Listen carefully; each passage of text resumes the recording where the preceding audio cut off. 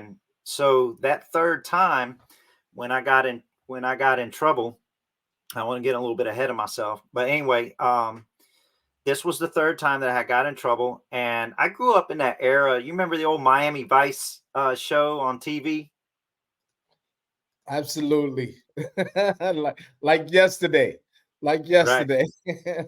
Well, I'm from Florida, and I was a teenager in the '80s, and up in '91 I was 18 and a senior in high school. So Crockett and Tubbs, Miami Vice, and all that. I mean, that was a popular show then.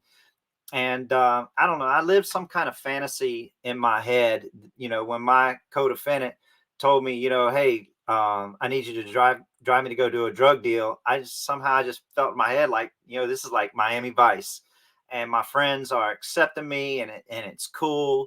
And unfortunately, at that age, when we're getting involved in things like that, we're not thinking about the consequences of our actions. We know the difference between right and wrong. Okay, it's not an excuse. Absolutely. But what we're doing in the way that our brains develop, and they're not fully developed, we know this now, until our mid 20s. What we're doing is we're chasing the rewards, and we're not thinking about the consequences of our actions. So I was chasing the rewards of, man, I'm getting in tight, with these guys, and they trust me to drive this car. And of course, I was the only one out of the group. It was two juveniles with me that night, and I was the only one that had a car. So, hey, call Eddie. He's got a car, and that's what happened. So I drove them to this store, and they both went inside the store. While they were inside the store, they ended up robbing the store and killing the clerk. And I like to call the clerk by his name because he's not just a victim, he's a human being. He was a father, Absolutely. he was a husband, he was working, he was providing for his family. That's But I right. call, but for media purposes, I call him Mr. C. Okay, and Mr. C was filling in that night for somebody else, and he ended up losing his life when my co-defendant went inside the store and shot Mr. C.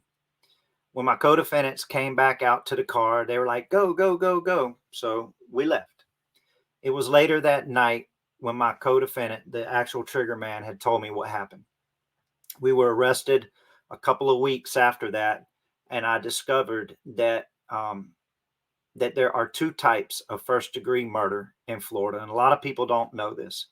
Mm, But there's a first degree premeditated murder, which you see in the movies. You intend it, you plan it, you carry it out, right? absolutely. It's called intentional murder.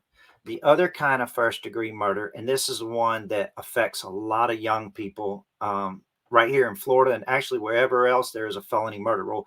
But that other kind of first degree capital murder is called felony murder.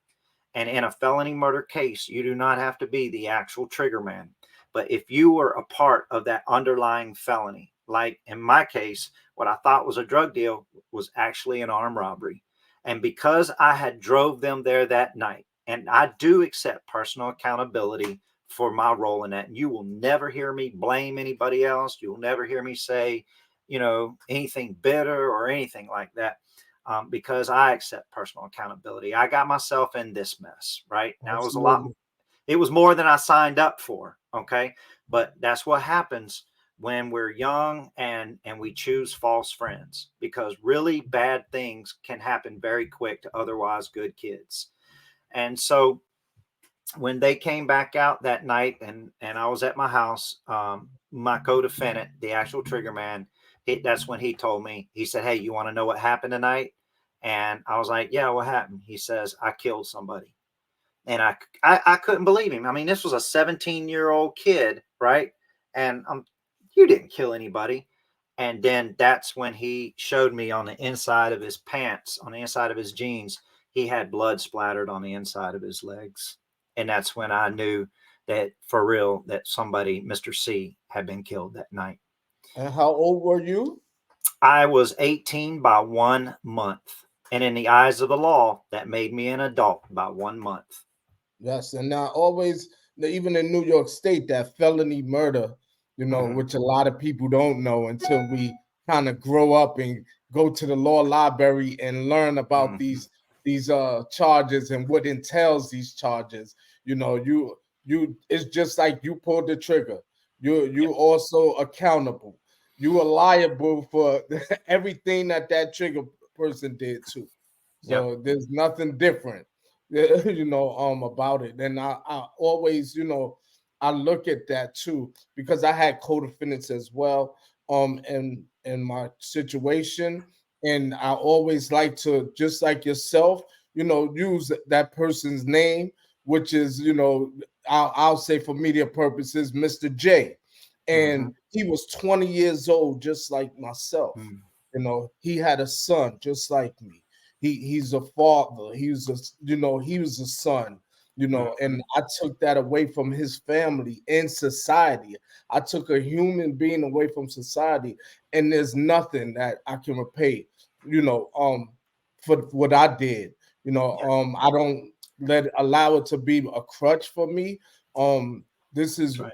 what I plan to do, and what I decided to do was take myself all the way from the negative side and place myself all the way to positivity, nothing Mhm. else. So I that's love just what that. I plan to do during my growth and development in my 27 years and 6 months incarcerated. And that's what I plan to do for the rest of my entire life, is Amen. take full accountability and of what I've done. So Yep. I definitely feel what you're saying. And see, and that right there, that is the recipe to success for us. That personal accountability. Listen, you and I both know there are people in the system. We've both met them that are actually innocent. I've got some brothers, man, that Absolutely. that are free now and are actually innocent, and were proven to be actually innocent.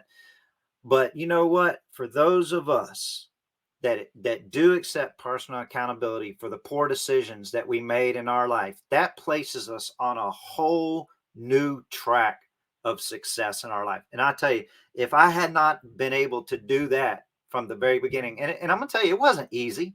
It's not Absolutely easy not. That's right. to accept personal accountability. It was Change. the hardest thing that I had ever done in my life, but it became the most rewarding thing that I ever done in my life because it opened me up to be able to make something positive out of a negative situation. Like you said, you went from negative to that other side to positive. And for me, I'm gonna tell you what did it for me. I was sitting in the county jail. I was facing the death penalty in the state of Florida. I was one of the youngest people at the time to be Mm, facing the electric chair when I was charged with this open count of murder. And when I went to trial, and I took my case to trial, and I did not testify against anybody, and I asked for a jury trial. My jury found me not guilty of first degree premeditated murder.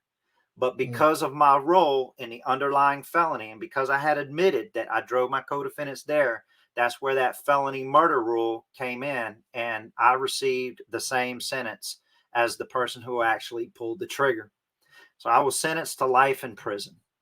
And when I went in prison, I remember when I got to Lake Butler, Florida, and I was in what they call K Wing. I walked into this old cell, all crusty, rusty, and water leaking all on the ground and roaches crawling all over the stuff. Right, the mattress was all ripped up, and nasty because someone else on the wing, you know, took their old mattress and dumped it in there. So, that was my welcome wagon when I came Yeah. into Lake Butler, Florida. But there was an old tattered book on that top bunk, and it was called Man's Search for Meaning by Viktor Frankl. And I'm I very started familiar with Viktor Frankl. Yes. I Go ahead. started reading that book, and as you know, it was written by a person who was a prisoner in a Nazi concentration camp. Now Yeah. here I was, literally surrounded in the chaos and the mess that I had got myself into.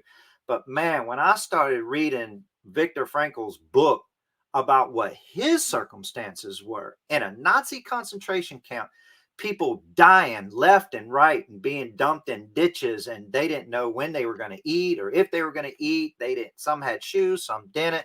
Yep. I mean, it was terrible. And I was like, and I read his words.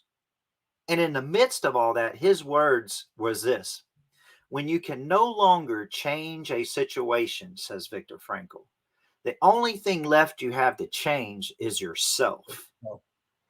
I still have his book too. I will have to get it out of the basement, but I still have it. Man, let me tell you, that quote was powerful. That resonated with me in that cell there in Lake Butler. And he talked to me, and what he was saying was, everything can be taken away from us. All of the human freedoms can be stripped away from us. They can take away your name and they can give you a number, 217039. But one thing they cannot take from us, and that is our will to choose our own attitude. And the moment that we are able to find purpose in our pain, it gives meaning to our suffering, and then our suffering ceases. Now, look, I'm not going to sit here and tell you I read a book in one night and then all of a sudden my pain and suffering ceased. But what it did was it planted a seed in my heart, my mind, my spirit that began to grow over a period of time. And one of the ways that I found purpose while incarcerated was that I became a tutor in the education building, and I Nice. started teaching others how to read and write. And man, let me tell you, there's something very rewarding when a 60-year-old man is in your adult basic education class and you've been working with him on his consonants and his vowel sounds, and he starts putting words together. And then within a matter of a month or two, he's in there talking about, man, I read a letter from my granddaughter for the first time in my life. Absolutely. If I could, just for a second, and just show you and show our followers like the similarities that we go through during incarceration.